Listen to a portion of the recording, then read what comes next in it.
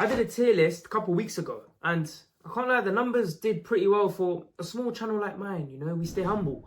But I thought, let me do something a little bit more my expertise. For any of you who didn't know, I was this, yeah, quite big. And then I became this. Now, of course, it's not anywhere where I want to be, but it's closer to my goals than before. Now, the problem was I overcomplicated fitness so much. Everything had to be perfect. The more I've actually tried to get lean, I've actually realized it's less about perfection and it's more about the boring shit. With that in mind, today I'm doing a fitness tier list. Some of this stuff is so overhyped, so overrated, and I'm going to tell you exactly what you need to know. Here is the tier list. Let's get straight into ranking it. Right, so meal timing. Oh, that's going to be low, I'm not going to lie. I'm going to put it in C. And don't get me wrong here. Eating before training can help you, but it's not going to always be perfect, is it? I guess one day you could be sat at home, you could definitely time it. At 2:05 I'm having this, at 3:05 I'm having this. Let's say you're traveling one day. Then what? All that you really need to worry about is the calories you're getting and the protein you're getting, especially as you start out. Right, next one, motivation. Could go high, you know. Now, I'm going to put it in C. You look sick in the mirror, you feel motivated. You wake up energized, you feel motivated. But let me ask you a question. How often does that actually happen? Me sat in that bed like an idiot, watching a fitness video from Alex Eubank, feeling so motivated and ready to go tomorrow. Tomorrow comes, I'm tired, it's Saturday morning, I'm hungry, there's cookies on the table downstairs. You know what I'm saying? Like, life actually just hits you faster than you think. Let's just say me, I've had so many, tomorrow is a new me type of days. And sometimes it does work and it lasts about half a day. So yeah, it's not something to count on. Motivation is important to have the first steps. So yeah, watch my body transformations, please. I need views. Okay, so next one, fat burners. Yeah, that's going straight in D. I looked into it so much when I first started out. Most of it sounds much better than it actually is. If something promises sick results, but it's a bit suspicious, I'll stay away from it. More time, you're losing muscle rather than fat. A lot of people don't want to do the hard stuff. Swiftly moving on from fat burners, we're going to tracking calories. S. This one's a bit controversial because I've seen Instagram videos saying, oh, you don't have to track anything. It will be peak for me. I'd be eating everything in the cupboard, everything on the table, everything on the floor. You know what I'm saying? Not everyone needs to track all the time. I mean, for me, as I said, I'd like to because I know exactly what I'm eating and I can get carried away with my food, let's just say that. And it's even the little shit like oils and sauces that definitely add up. If any of you are from a South Asian household, you know that issue is quite prominent. You know, there's a lot of oily foods and stuff like that. You don't really have to live in a prison and not have anything. But sometimes you'll realize when you track something, you're eating a whole meal instead of a little snack. The one thing I'll say about this is please don't get too obsessed with it. Just track for awareness. Okay, next one, hitting protein. I mean, I've already touched on it. That's going in S. First of all, it helps you retain muscle. And on a cut, that's what you want to do. Now, if you're doing this cut for the first time, you've never actually built muscle, trust me, you still want to take it slow, have your protein, and make sure you're maintaining as much muscle as possible. Look at this picture of me, okay? That was me after a cut where I didn't really manage my protein, and yeah, I got really skinny by the end of it. Now, I'm not saying I had loads of muscle to begin with, but I definitely wasted away. Now, the other thing about protein is it helps with hunger, so you feel more satiated, or more full, in other words. It also helps recovery, so when you're doing training, even if it's cardio, protein will help you sort of restore yourself quicker. I'm a vegetarian, so for me, I can't accidentally hit the right amount of protein. I actually have to plan it out. My main tip for you is build your main meals around protein. Eggs, meat, fish, something. Right, steps are quite important and actually they're underrated, so I'm not going to put it low. We're going to put it in A. Look, steps are the good old boring but reliable. We've been walking since we were little babies. We've walked for a long time, therefore it becomes normal for us. A lot of people, including me, used to think if I'm sweating, I'm losing weight. Which I mean is technically right, but you're losing water and not fat. Steps help you lose weight without destroying your whole nervous system. Especially if you're that guy who's weightlifting or doing another type of training, I don't know, MMA, martial arts, anything, where you need that recovery. And the thing is with steps, it's easy to repeat and easy to do. Either hop on the treadmill or get outside and do your steps, mate. Right, sleep. Now, I think in the last one, I put this in S and I was like, yo, 100% sleep, do it, yeah, all that. in this one, bit controversial. I'm going to put it in A. Firstly, get your sleep. 7 to 9 hours, ideally. Bad sleep makes all of these other habits and everything else in life a lot harder.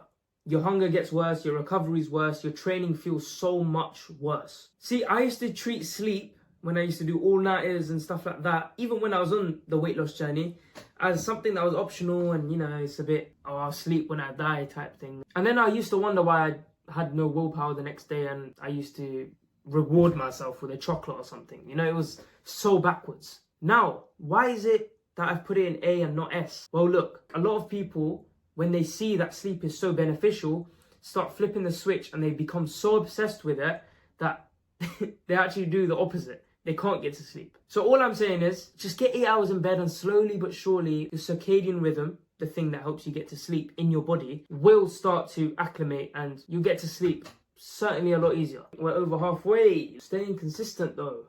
Ooh, come on. It's an S. Say if I got a bit of water, dropped on my laptop by accident, I'm drinking it. And then I'm like, yo, let me just open it and drop the whole thing on it. Do you see what I mean? So what you need to understand is staying consistent also includes mistakes. Separate the morning from the evening. It really helps to have that sort of mindset, because it means if one section goes a bit bad or fails, your whole day isn't ruined or your whole week isn't ruined. Right, enough of that. Let's go for supplements now. I was going to put it in B, but let's just stick it in C for now. I guess protein, creatine, and vitamin D are the main things that you kind of need. They never replace actual training or sleep or consistency. That's my only reason why I didn't put it in B, because they are useful, but they're definitely overrated. Supplements can help, but they definitely won't carry the plan. Let's just say that. Right, cardio. Now this is obviously really helpful. I'm going to put it in B. It's good for the most important muscle in your body. These biceps. No, good for your heart. It's good for burning those extra calories that you ate the night before. Definitely didn't eat a cake. But look, I've used it wrong before so many times. I've ate too much on a certain day or certain weekend, and then I'm on the treadmill 24/7 as my, punishment. And trust me when I say this, it's super easy to accidentally eat 3,000 calories and then try and burn that on a treadmill. It's not the way. Food is going to be the main source of your weight loss. And use cardio as a tool and not a punishment. Okay, next one. Daily weigh-ins.